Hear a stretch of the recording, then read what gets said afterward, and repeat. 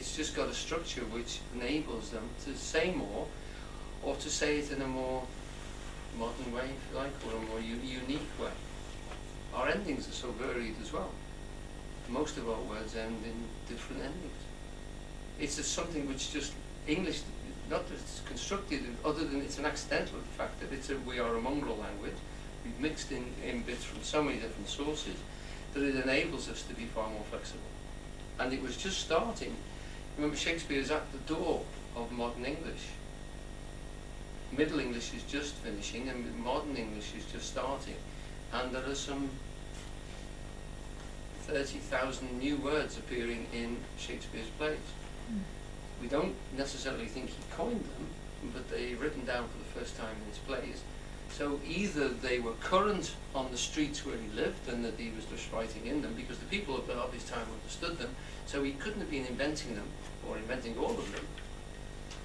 So we're hearing actually our language being formed at the same time as we're watching the plays. And he's playing about with the language form in terms of the structure.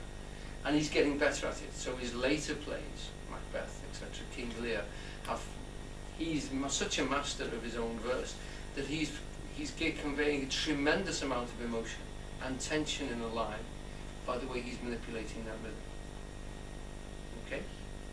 Now, we're getting to the stage where we should be sort of noticing this in the format. Now, David is plucking quotes from different stages in Shakespeare's career, so we'll see him using rhyming couplets. We'll see him using iambic pentameter, with sometimes a rhyming couplet at the end. Now, in rhyme, when you come to a rhyme in a piece of poetry, what it's saying is listen to the ending, formalizing the ending. So it's a sort of courtly thing to do. It's a very, very structured thing to do, to put rhyme in. Alongside rhyme, you'll put assonance inside. So we've got words starting with the same letters as well, which crams the thing. It makes it intensely listenable, if you like, and memorable. These things act like glue to pull the words together and hold them together in your mind. This is why they use them in advertising. They write jingles which literally stick in our heads.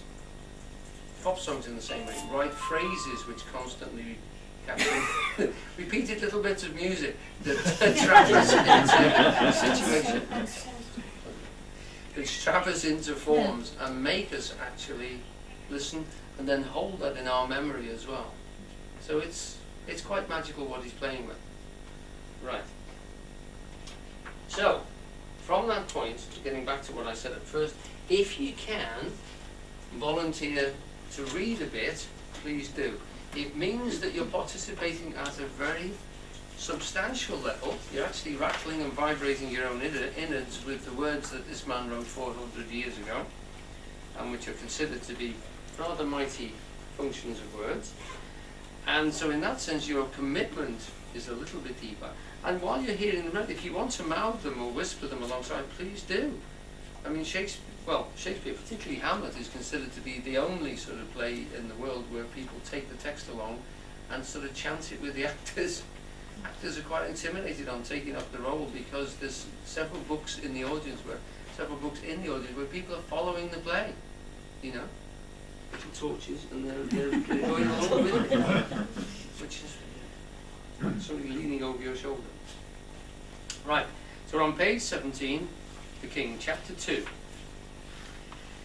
We come now to that being function whose education Shakespeare purposes in all his plays. The instrument by whom governance and order is manifestly conducted among men.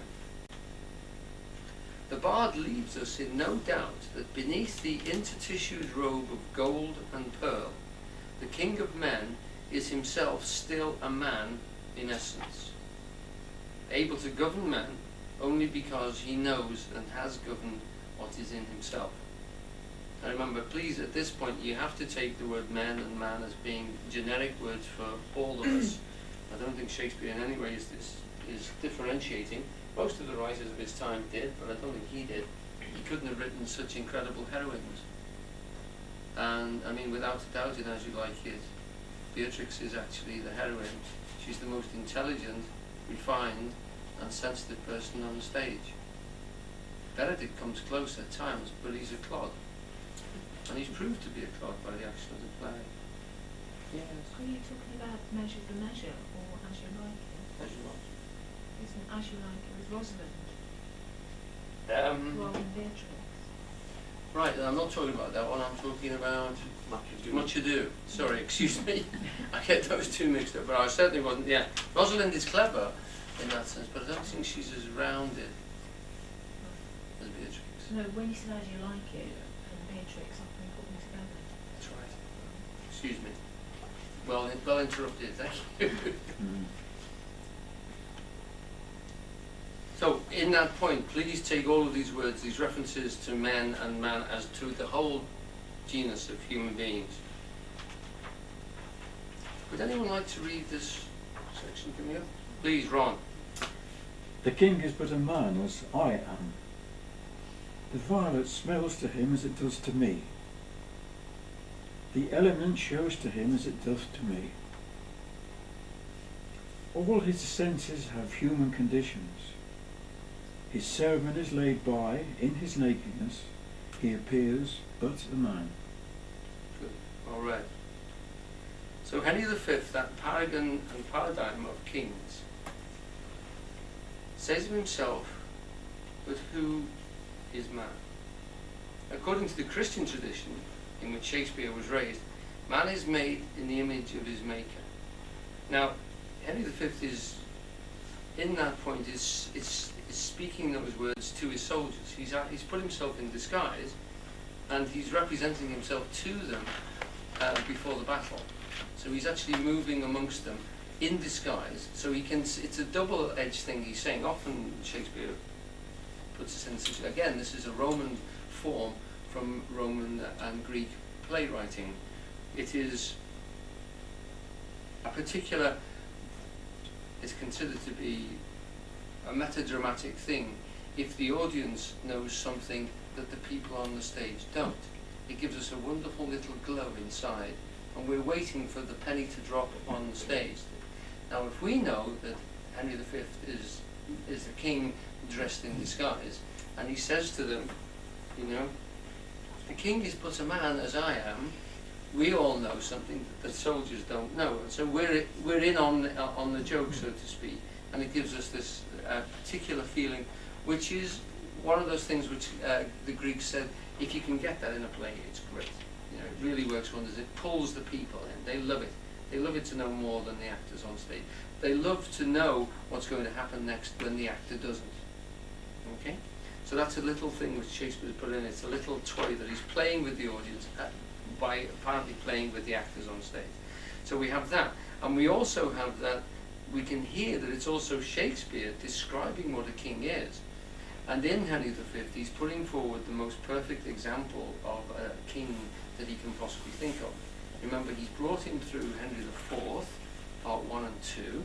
We've shown him mature, and Henry V is that young prince who becomes Henry V when his father dies. So all through Henry IV, the young Prince Hal is coming upwards, and then he becomes Henry V in Henry V.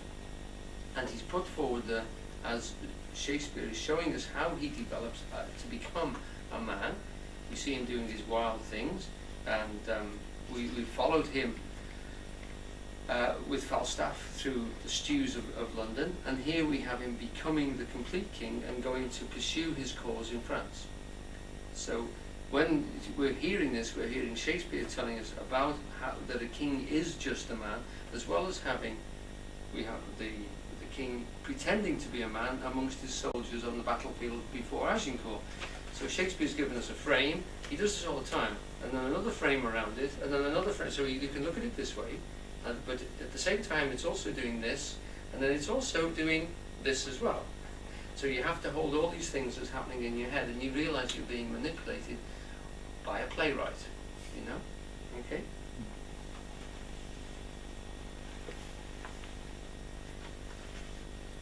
Who'd like to read the next piece then? What a piece of work.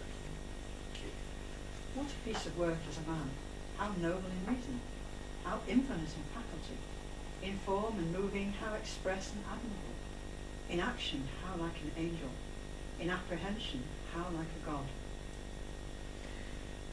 Yes. Would you like to go on and read the next part of that, just to anchor that just a little bit?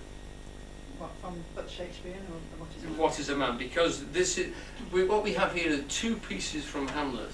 One where he's trying to describe his father to his mother, what piece of work is a man, how noble in reason, and then this next part is him in soliloquy, when he's actually doubting the whole nature of a human being. So we can, it's nice to juxtapose them with the same voice if we can, and then we'll go back and just look at what he's saying, if you would. What is a man if his chief good and market of his time is be but to sleep and feed, a beast no more? Right. So we're contrasting here two functions which Hamlet is describing as being in the nature of man.